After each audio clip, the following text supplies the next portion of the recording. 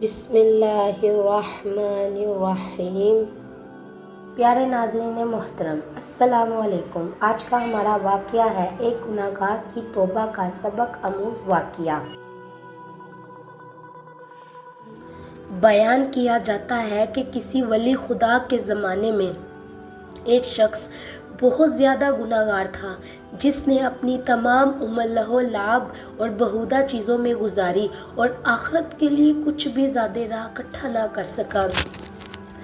نیک لوگوں نے اس سے دوری اختیار کر لی تھی اور وہ بھی نیک لوگوں سے کوئی سروکار نہیں رکھتا تھا۔ عمر کے آخری حصے میں جب اس نے اپنے کارناموں پر نگاہ ڈالی اور اپنی عمر کا جائزہ لیا تو اس سے امید کی کوئی کرن نظر نہیں آئی، کیونکہ اسے اپنے دامن میں کوئی بھی نیک عمل نظر نہ آیا۔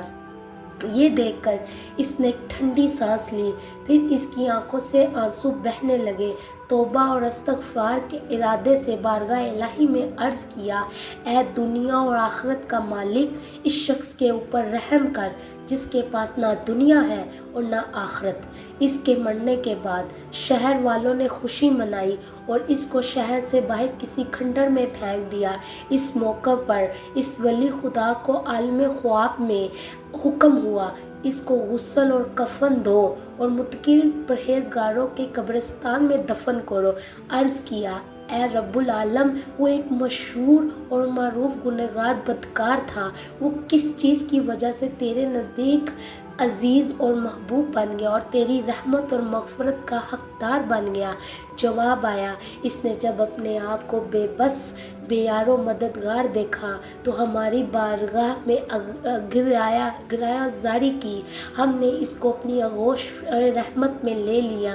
کون ایسا درد مند ہے جس کا درد کا ہم نے علاج نہ کیا ہو، اور کون سا ایسا حاجت مند ہے جو ہماری بارگاہ میں روئے اور ہم نے اس کی حاجت پوری نہ کرے؟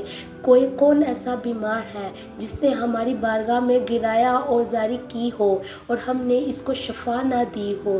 تو میرے عزیز مسلمان بہنوں بھائیوں، انسان خطا کا پتلا ہے، غلطی ہر ایک سے سرزد ہو جاتی ہے، لیکن خوش قسمت وہ انسان ہے جس نے اپنی حالت کو پہچان لیا اور اپنی زندگی میں سچے دل سے توبہ کر لی۔